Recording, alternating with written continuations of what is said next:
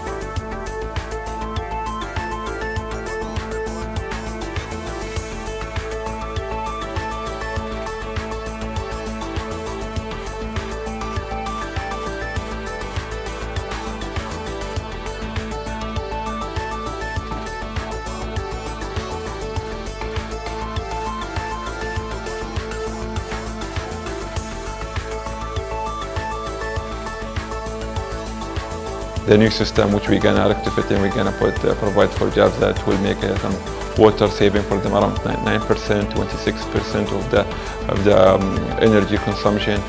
Overall, it would reduce around 5 million in the yearly.